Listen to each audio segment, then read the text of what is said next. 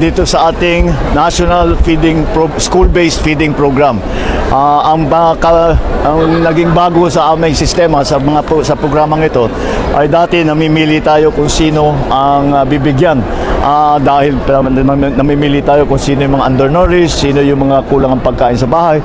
Ngunit ngayon ay ginawa namin para mas madali ay lahat na lang ng pumapasok ay papakainin namin. Kaya para tiyak na lahat ng ating mga kabataan ay handa na mag-aral, handa na pumasok, makapag-aral na mabuti at hindi inaalala ang kanilang kakainin. At so I congratulate hindi lamang ang ating mga ahensya, DepEd, DA at lahat ng mga tumulong, pati sa local government, pati mga supplier natin. Ang ginawa din natin ay inuuna natin yung supply ng pagkain hanggat maaari.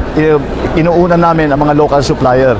So natutulungan pa natin yung mga maliliit na mga tindahan, yung mga maliit na producer, at tinitiyak naman natin na magandang kanilang produkto, masustansya at gustong kainin ng mga bata. Kaya very nakakatuwa. I'm very happy to see the launching of the National School-Based Feeding Program. So we will see. Habang tumatagal ito, mararamdaman na natin na gumaganda ang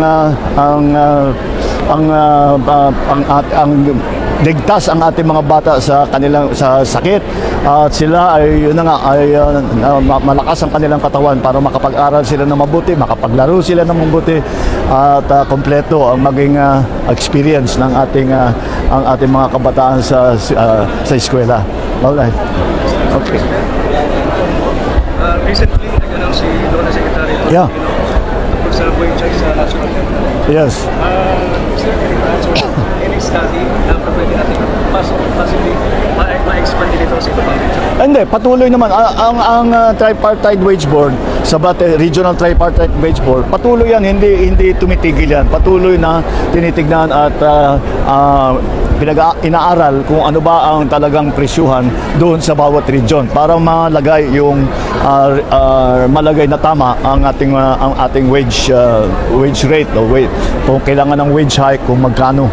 Ang nauna ay na NCR, 85 pesos ang naging wage hike natin, at ito ay isa na sa buong kasaysayan ng Pilipinas ang pinakamaraming pagtaas ng wages dito lalo na sa Metro Manila ay sa nakaraang 4 na taon. Nakapag-sobra na tayo sa 200 pesos lahat-lahat.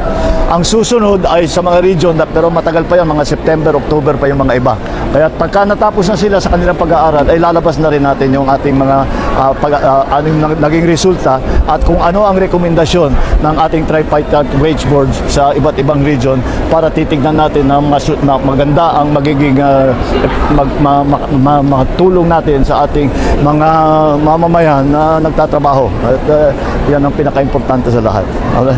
Thank you. Okay.